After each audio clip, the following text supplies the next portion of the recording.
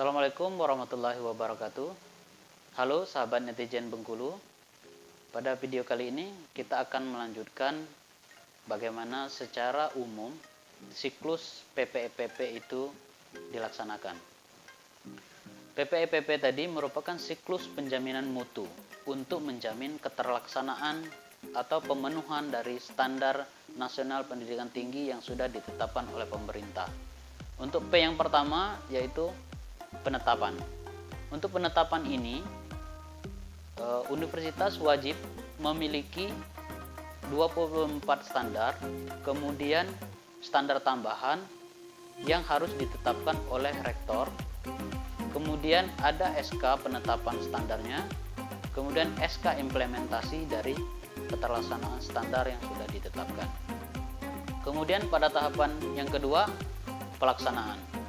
Untuk pelaksanaan SPMB ini diberlakukan kepada seluruh sivitas akademika, baik dari rektor sampai ke tukang sapu.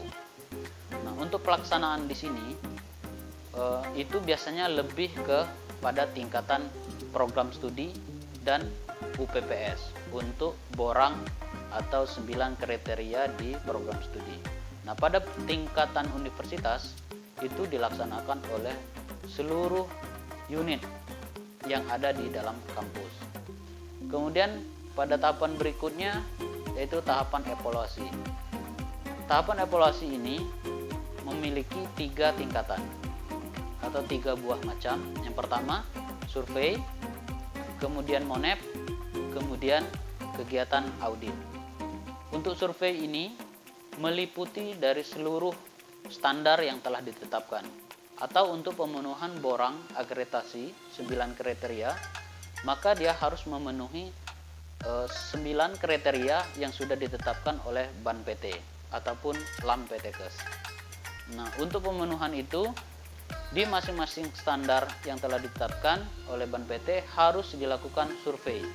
Bentuk survei itu boleh dilakukan oleh mahasiswa, kaprodi, dosen, karyawan, kemudian planning service, rektor dan sebagainya.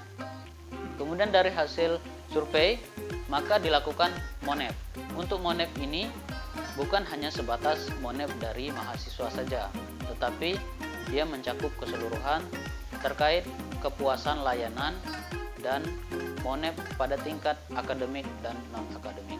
Dari hasil monep itu akan didapatkan temuan-temuan baik yang minor dan mayor yang akan dilakukan proses berikutnya yaitu proses audit.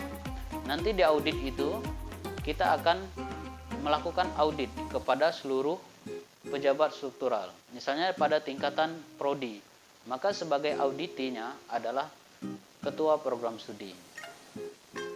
Nah, pada pelaksanaan audit ini boleh dilakukan 1 tahun sekali atau dilakukan ketika ada temuan pelaksanaan monep. Untuk monep itu baiknya setiap semester. Kemudian survei tadi juga dilaksanakan pada setiap semester. Kemudian P yang berikutnya yaitu pengendalian. Nah, pengendalian ini adalah bukti hasil dari survei, monep, dan audit tadi itu dibawa kepada rapat tinjauan manajemen, baik di tingkat prodi, fakultas, kemudian pada tingkat universitas sekalipun. Dari hasil temuan-temuan tadi, maka ditindaklanjutilah menjadi RTL, rapat tinjauan manajemen, kemudian dilanjutkan dengan kegiatan tindak lanjut. Apakah standar yang sudah ditetapkan sebelumnya, P yang pertama tadi, sudah dilaksanakan, kemudian buktinya apa lewat evaluasi tadi, kemudian dikendalikan. Pada pengandalian ini berdasarkan dari rapat tinjauan manajemen tadi, kemudian disimpulkan hasilnya. Hasil itu yang digunakan sebagai bahan untuk peningkatan standar berikutnya. Apakah standar yang ditetapkan sebelumnya sudah dilaksanakan atau belum? Kemudian kalau sudah dilaksanakan, maka perlu ditingkatkan. Mungkin itu gambaran umum dari siklus PPEPP. Siklus ini harus berjalan mulai dari tahapan P pertama sampai P yang terakhir kemudian berulang terus sampai tidak berhenti, atau continuous improvement, selalu berjalan. Itu saja penyampaian dari saya. Saya akhiri. Wassalamualaikum warahmatullahi wabarakatuh.